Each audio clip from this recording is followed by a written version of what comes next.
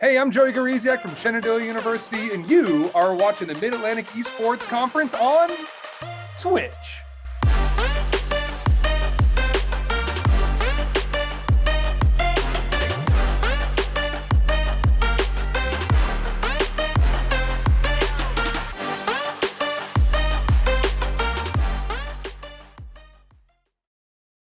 Welcome, everyone. I am your host, Rhea Sylvia, and I am here with Joey Gawrysiak from Shenandoah University.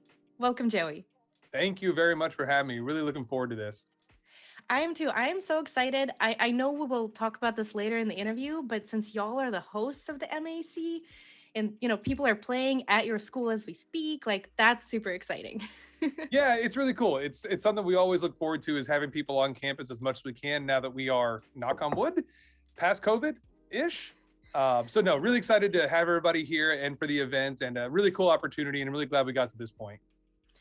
Absolutely. I am super excited for that as well. But first, I would like to talk to you about Shenandoah's esports program, because that's actually, the reason that the games are happening at your school is that your school does have an esports program. So tell us a little bit about how it started. Sure. So we started about 4.5 years ago, and we started with just a couple of students and getting into a couple of competitive games. We just wanted to kind of pick up where other schools were starting to also pick up around that time. And some students got with me and said, hey, let's start a competitive, video game team. I said, sure, sounds good to me. I did that when I was in college. So we started that about 4.5 years ago with 3 competitive teams. I tried to have a 4th one, but whenever you try to force students to play a game they don't want to play, it doesn't go well. So we ended up with 3. Which game was that? Can I ask? Smite. Yeah. So we had 2 or 3 students that played, but we didn't get a whole squad of 5. And there was like a big tournament going on, and it didn't happen. So I was like, I will never do that again. And so just pulling people off the street, like, hey, yeah, we just need whoever we can, just, hey, Smite, come play. It's this game from third-person view with gods, and you're trying to destroy towers. It's kind of like League of Legends. And they're like, yeah, I'm not doing that. So I'm all about third person. I can't do. I tried several first person shooter games, and I feel like I'm just like spinning in a circle constantly trying to see what's behind me. I do that in real life, so I really can't play them. Yeah, I'm constantly just spinning in circles by myself and don't know what I'm really looking at. So totally get it. That's fair. That's fair. Yeah. Okay, so started with 3 teams. Yep. Where to go from there? Started with 3. After the first year, or actually during that first year, I was also writing the academic curriculum. Because the program here at Shenandoah is not just about competition, it's about also the academic and professional development sides of the esports ecosystem. And so we want to make sure that students are getting a good understanding of the opportunities beyond gaming that they have in and through esports, whether it's working in esports or working with skills that you can learn through that lens of esports, or yes, competing and doing what they love to do. And so during that first year, I was writing the curriculum. We had our 3 teams, and fast forward 4.5 years later, we're up to 7 varsity teams. We have full level professional broadcast production. We have an esports arena that we are using on a constant basis, like for the MAEC championships. And we have about 100 students taking our academic programs, whether it's the esports major, the minor, concentration, certificates, MBA, or at the undergrad level. So a lot of different opportunities. And it's not just classroom learning, it's working events externally as well, because our program is really focused on external opportunities and professional networking and professional development, learning skills and getting the experiences that go on a resume that will really set our students up to be successful by the time they graduate. So that was all going on during that first year, trying to figure out what in the world we're doing. And now we kind of hitting the ground running, and we travel internationally, domestically. We run about 6 or 7 events a semester outside of the university, with students traveling to run these professional level esports events around the country and, like I said, around the world as well. And we also host things here on campus. We have this nice esports arena that we want to host events on a constant basis, whether it's collegiate, high school, community, or even semi-professional events. We want to host those here on campus as well as work out of our broadcast production studio, which is a big focus for us right now, is using that broadcast and production for learning opportunities, transferable skill development, but also as a stream of revenue, as a way that we can bring in money to the program that we can then invest back into the program to support our students going and doing these other things outside the university. Wow, that sounds incredible. You said a lot of stuff that I want to dive into. And I first want to actually talk about the academic aspect because the fact that you are writing the curriculum in the first year of your esports program, I think is pretty unique. I think most schools usually start with an esports club, then an official esports program, and then the curriculum, like you said, classes or even a minor come much later. So talk to me about how that happened. Like, was there a lot of backing from the university? Did you receive a lot of support, or was it just you being like, you know what, if we're gonna have esports, we're gonna have an esports class? I wish I was smart enough to take the credit for it. But it's, I was teaching I taught a video game class early, like about 6 years ago. I started teaching just a video game first year seminar class for freshmen to take. But the actual esports curriculum and esports courses started because the president, talk about having support, the president said, hey, go write an esports major. I said, well, that's not a thing. I can have a couple of esports classes out of sport management, which is what I was teaching in. That's my background is in sport management. She's like, no, we want an esports major. I said, oh, crap. I know what I'm doing for the next year now. So started writing that curriculum. And I had a lot of help. It wasn't just me by any stretch of the imagination. Had a lot of help from other academia people to write curriculum. We were gathering feedback from our advisory board of people that are in the professional esports space, but also the collegiate and high school space, just asking them, what skills do you think students should have by the time they graduate? Or what kind of classes or topics do you think should be covered in esports 101 or in an event management class? So we were asking these questions because we didn't really know what we were doing, but nobody knows what they're doing when this is a brand new curriculum that literally only one school in the country had. Shout out to Becker College. They were the first ones to have an esports major in the country. And so we looked at their curriculum. We looked at some other countries, but we wanted to make it our own as well, which is what every school should do. You kind of pull on the strengths you have as an institution and incorporate existing curriculum into this new esports curriculum to make it unique to your school. And I think that's what you should do, because that way students have a choice to, hey, this school has a big emphasis on maybe game design or engineering or broadcast or management or coaching or athletic training. All these different nuances of esports need to be part of that program and unique to each institution. And so coming from the president, I knew it had to happen. And we've had a lot of support from administration, some not so supportive from administration and other faculty, but that's okay.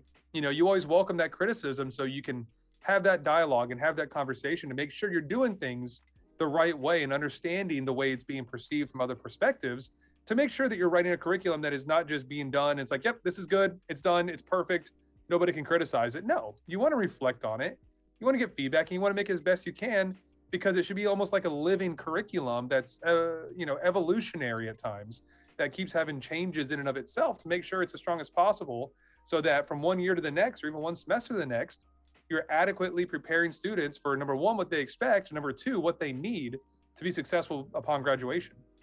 Yeah, absolutely. I mean, an esports curriculum has to be a living thing, right? Because if you teach students the same thing you taught them last year, that's incredibly outdated information.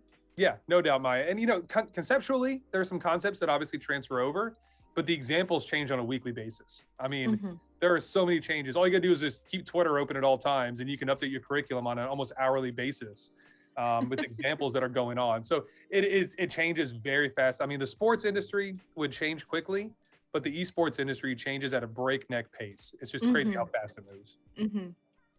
So are there any sort of parts of the program or curriculum that you can point to? Because like you said, every school should make it their own. So are there items you can point to and say, this is what's special about us? Are there specific focuses, let's say maybe on coaching or production? It sounds like maybe it's one of your focuses. Yeah, I wish I could say production was our biggest focus, but it really didn't come around until we'll have our first full production class will actually be this year. It's a new class. We've had experiential learning in production and people working in the broadcast room for years, really since COVID. But really it was focused on event management. That was by far our biggest focus, was how to run esports events and all the aspects that go with it. Because like I mentioned, my background is sport management. I was big into running sports events, and that's what I really came up doing and learning. And so the curriculum became a derivative of my background and my knowledge. And that was really focused in event management, revenue generation, marketing. And so those were the biggest areas that we had. But that event management class is probably our hallmark class because students are actually running events. In fact, the MAEC is a final project for our esports event management class. and where students have been involved from the very beginning to run this event, with students actually taking the initiative to write the proposal from the RFP that Evan and Josh sent out to all schools. And students were the ones writing it to submit the proposal, because that's a really good chance to learn how to do that kind of thing, how to bring an event to a space that a lot of people don't know how to do. And talking about it's one thing, but actually doing it is another thing. So I think that event management class is kind of our cornerstone, and something that we take very seriously and offer each semester, so we can keep the classes small, so that every student gets a really high quality experience as part of that class. And there's not any skating by because there's 30 or 40 people in it. No, we're talking about 11, 12, 13 people, where everybody has an important role in it, so they can get that on their resume by actually running multiple events each semester. That sounds incredible. And I like that, the running the MAC is sort of the culmination of the class. What a great idea. I love that. Wasn't again, I wish I could take that idea. That is not my idea. I can always take credit for things, but I really can't for this one. This was a student, Kasim, that really took the reins on this and has done a great job running it with the rest of the students in there. So I really love the way this has turned out. Excellent.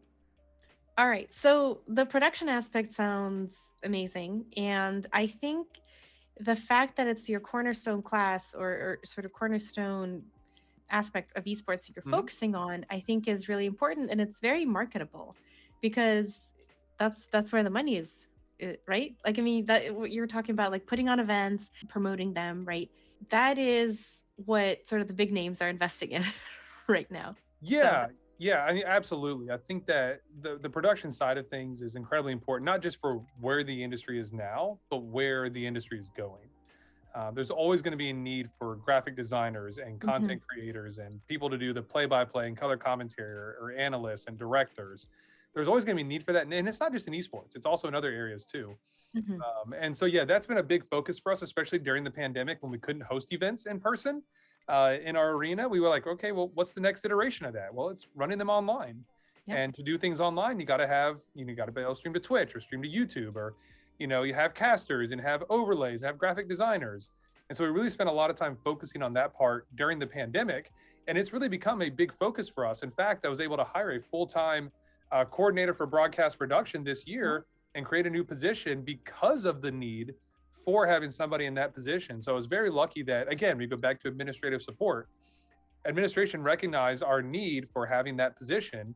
And, a lot of schools don't have that. In fact, maybe 2 other schools have a full-time esports broadcast production person just on staff. So we're really lucky to have that. It's really elevated what we've done to another level, and we're able to generate revenue. We're able to host more events. We're able to provide more experiences for all students because of it. So yeah, it's been really good and really been a focus for us over the past couple of years. That sounds amazing. One thing I want to ask you about is, so communication is very important in esports. You're playing a team game, and also esports and gaming is notorious for being toxic. And really, what toxicity is poor communication skills. So, how do you address toxicity and teaching people good communication skills in your program? Let's call it constantly a learning opportunity that we have there, and we have plenty of opportunities for our students to learn. That's for sure.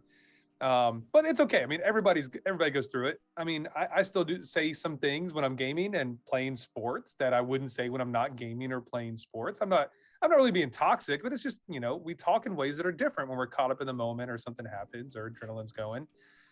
Well, that makes sense, but I think in esports it's particularly bad because of the anonymity, right? Like, you might do some trash talk if you're playing soccer, speaking of the World Cup going on. Yeah. But when you're playing online and you're sort of hidden behind the screen, people do get a lot more vicious than they would in person. They do, and I call it bathroom stall talk, because people would always write random anonymous messages on bathroom stalls, and you'd read them, you're like, this is the worst way for people to talk ever.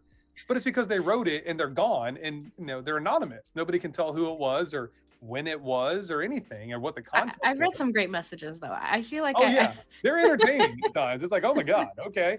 Yeah, it's out there. So yeah, people can hide behind a screen very easily. And we try to get rid of that by having conversations with our students. They sign a code of conduct at the beginning of every semester to participate on our teams. But actually we just wrote, ironically, it's right here, broadcast and streaming guidelines as well. about how to talk online, how to talk on streams, how to present yourself even on social media. What's appropriate, what's not appropriate. We're constantly having conversations with our students and showing them, hey, this wasn't good, or hey, this was good, because they need that positive reinforcement as much as they need, that negative side to know it's not good. So they can kind of have an idea about each side of it. So we've gone through a lot of iterations of codes of conduct and streaming rules and broadcast rules and social media rules. I'm not saying we have a good system. I'm saying we have a system that's better than it was, 2 months ago. Yeah, and it sounds like there is at least some system in place. It's not entirely ad hoc, because if you're saying you also provide positive reinforcement, positive examples, then obviously you must set aside a time to talk about this, rather than like seeing, Johnny over there acting poorly and coming over and being like, Johnny, you can't throw your controller. Yeah, and we see those Johnnies having those actions sometimes too. But our coordinator of esports competition, Alyssa, has done an incredible job meeting with coaches on a weekly basis, and working with all of our coaches, so those coaches can also have those conversations with players. Because and we do weekly open forums with all of our program, where we will just go in the arena. We will have weekly meetings where any student can ask any question they want, and we can address things that we're seeing either that week, or if they're systemic, or if we're seeing like prolonged trends. We have those on a weekly basis where we set aside an hour every Monday to have those large conversations. And then Alyssa works with coaches every week for an hour with each coach to talk about what's going on and appropriate behavior. And hopefully that coach is then disseminating it down to their teams as well. That sounds amazing. And what I like to hear is that you have a woman as the coordinator, which is the next thing I wanted to ask you about.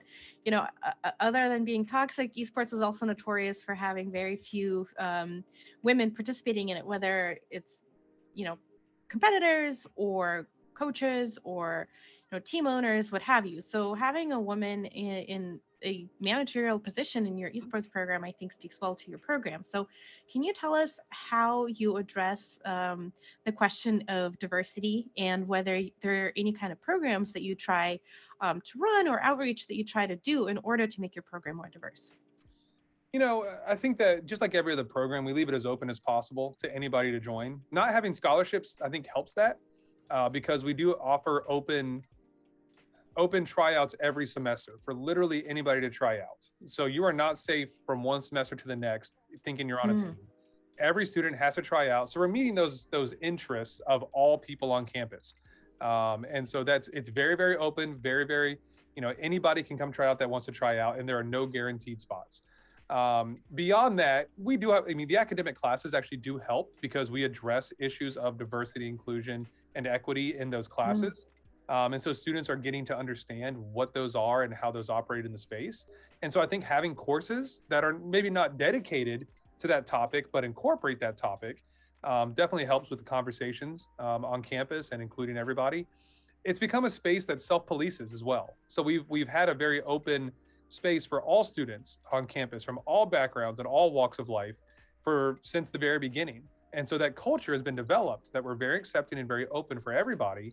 And now it almost polices itself on our Discord message boards, where if somebody says anything that even could be perceived as toxic or inappropriate, other students reach out and say, hey, that's not a good idea. This is why it's not a good idea.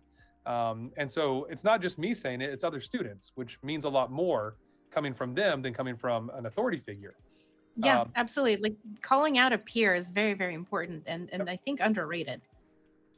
Absolutely. And it's not even in a way like, hey, you're the worst, don't ever do that again, stop talking. Right. It's like, let's be constructive with it.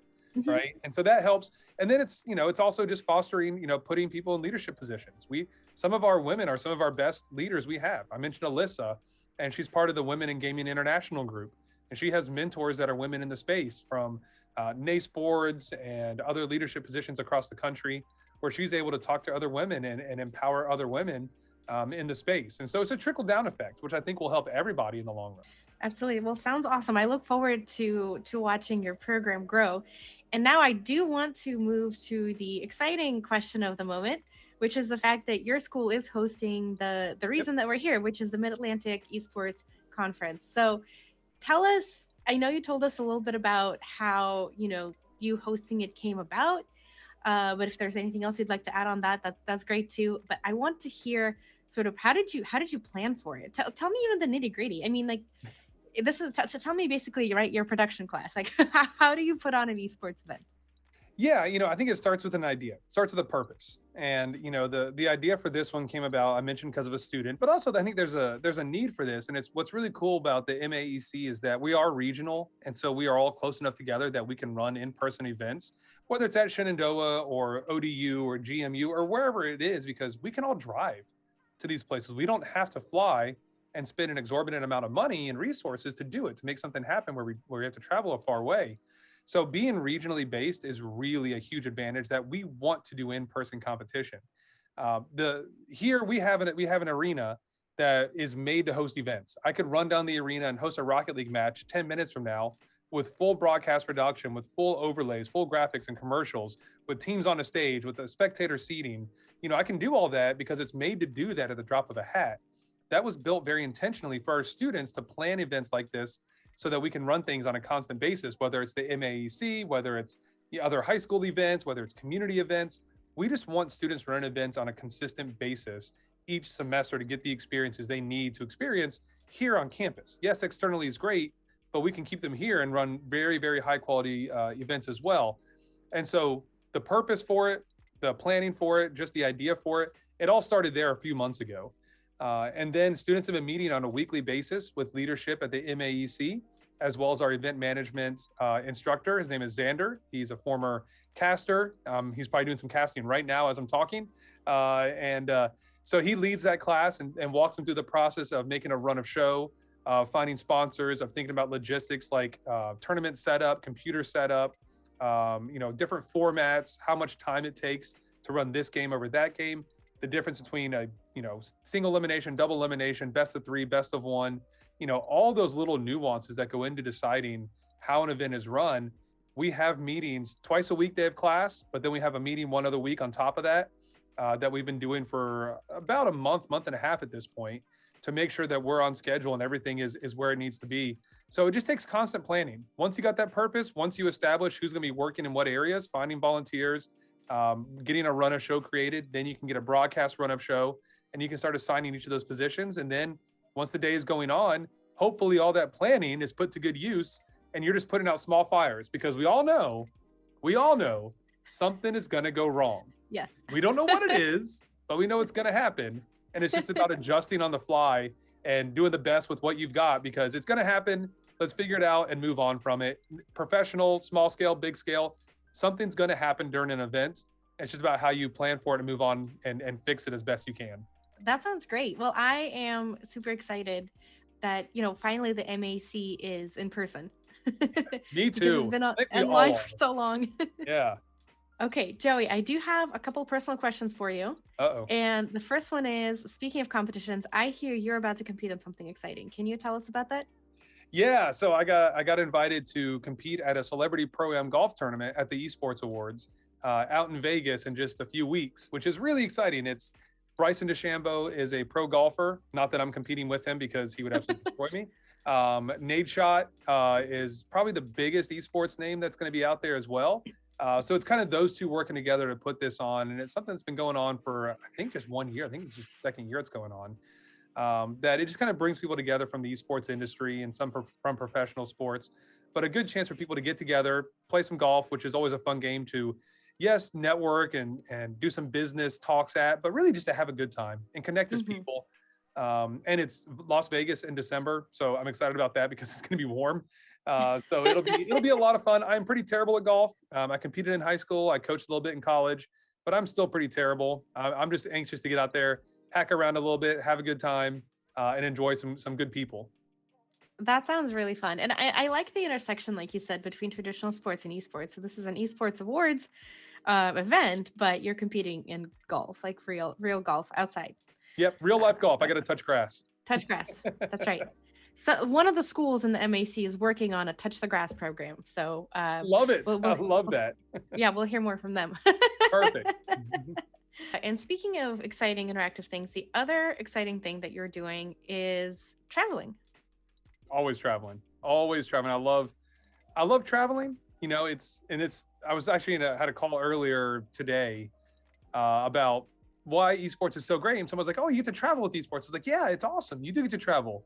it's also exhausting to travel sometimes. So I love traveling, but man, it can be tiring sometimes. Well, it's definitely tiring for work, I would imagine, just because there's a lot of go, go, go. You know, the schedules are tight. But you're right. Like, even after traveling for pleasure, you know, you always come back home and you're like, oh, thank God, I just need a weekend now to like sleep it off. 'Cause I Yeah. actually just went to San Francisco to watch the League of Legends World Championship Whoa, Finals, and nice. it was incredible. But yeah, when I came back, I was like, oh, yeah, I get to sleep in my own bed. This is great. Exactly. It's always nice to get back. It's nice to travel, but it's always nice to get back. And Yeah. yeah, I do get to travel, but this next trip, or at least one of these upcoming trips after Vegas, I get to take the family on a Disney cruise, which is really cool. I've never been on a Disney cruise. I've been on cruises, and I've been to Disney World, and now I get to put those two things together. What is a Disney cruise? Like, how is it? Is it just that, you know, like Mickey Mouse is serving your lunch, or are there actually like rides just there are like at Disneyland? Yes, I don't know. Okay, you're about to find out. I'm about to find out. Yeah, I don't really know. I know there are some rides, but they're not like Disney World rides. Yeah. There's like a water tunnel that shoots you up this tube, and it's like a big water slide that goes around. Okay. So I told my daughters I would ride that with them, which means I will probably ride it without them too, because it sounds like a lot of fun. But there'll be some Disney characters, but it's also like Star Wars and Marvel, because those are all owned by Disney. So That's right.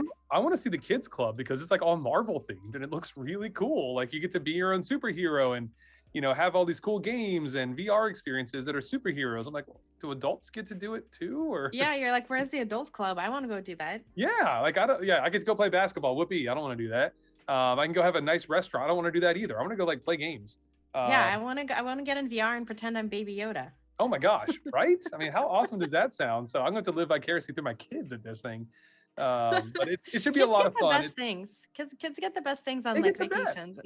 They always get the best things, and adults get the boring stuff. I'm like, hey, Yeah, hey. yeah. Well, that's why we have esports, right? This is why we as adults get to participate in esports. Well, Joey, thank you so much for joining us today. It's been an incredible pleasure to talk to you today and hear about your esports program, boasting an esports major. I don't think many schools can say that. And hearing about the MAC and the fact that your school is hosting it in person, which is so exciting for the MAC and all the students that are participating in it. Yeah, really appreciate it, Maya. This is a lot of fun, and this is what it's all about: is students having a good time, students learning behind the scenes, competing together, everybody coming together finally. So really happy that this is we have the chance to do this. I'm looking forward to so many more events like this at other universities, and continuing to work with you and all the great people at MAEC. So thank you very much for having me.